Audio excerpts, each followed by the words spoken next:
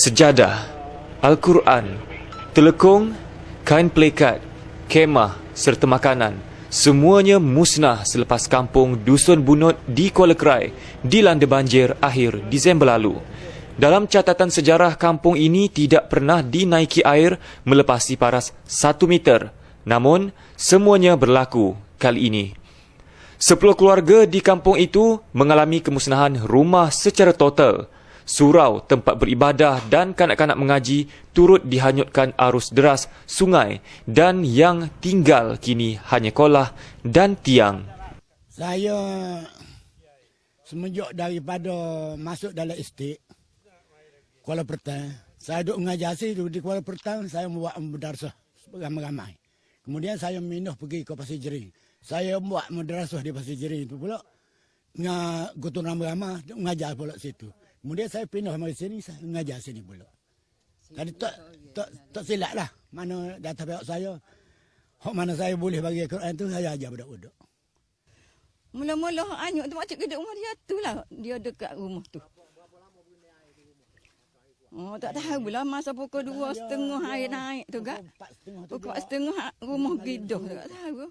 Air pun surut pun nampak lah, nampak dah ni itu tuku ni nampak dah tuku masa rumah hanyut. Macam tahu macam tu. Masa rumah hanyut tak ada tengok, boleh tengok. Anak-anak. Ada sebuah tu dia tengok. Semasa banjir, kampung ini terputus hubungan dan penduduk terpaksa menyelamatkan diri dengan mendaki tebing yang tinggi tidak jauh dari kampung mereka. Kini, derita banjir masih belum berakhir. Kehilangan rumah secara keseluruhan menyebabkan mereka mengharapkan bantuan untuk membina semula rumah yang rosak. Penduduk adalah di kalangan peneroka dan pengusaha ladang kelapa sawit yang hanya bergantung dengan sumber rezeki tanaman itu. Mana? Dia tengah hujan. Basuh habis. Selipar pun tak ada. Selipar Jepun ni. Kaki saja. Pukul 2.30. 2.30. Siang? Tengah hari. Tengah hari lah. Maksud air memang hujan dengan kuatnya. Tak ada hujan, tak ada hujan. Hujan tak ada? Hujan sikit-sikit ya. Sikit-sikit. Air yang mari. Skuad Alpha RTM bersama Kementerian Belia dan Sukan KBS serta Majlis Belia Malaysia MBM menjejaki kampung ini bagi mengagihkan bantuan kepada mereka. Bukan sesuatu yang mudah untuk ke kampung berkenaan kerana pasukan kami terpaksa menempuh laluan sukar termasuk jalan licin, berlopak, curam dan sempit. Apapun, niat murni semua sukarelawan ini akhirnya kesemua 7 kenderaan pacuan 4 roda yang membawa berangan bantuan seperti sejadah dan Al-Quran berjaya sampai ke lokasi.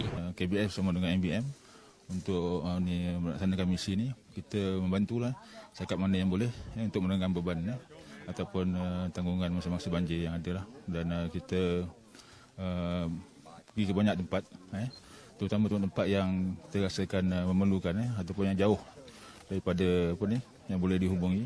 Dan itu kita punya target lah, kita punya misi, dan kita bersama-sama dengan MBM cuba sedaya upaya lah untuk sampai ke tempat-tempat yang berkenaan pada mula tu. Dan kita memang akan teruskan lagi misi ini untuk pasca banjir, terutama dari segi pembersihan lah. Sebab ramai sebenarnya yang nak terlibat, tapi disebabkan kerana kekangan transport lah dan juga logistik. Sebab kita bila turunkan sampai 200-300 orang, so masalah kita logistik untuk menempatkan mereka tempat tidur dan juga dari segi makanan dan juga transportation bas untuk membawa.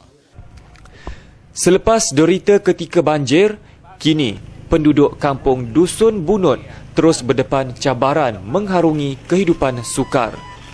Mereka tetap mahu tinggal di kampung itu walaupun terpaksa duduk di dalam kemah demi tanah warisan yang dimiliki.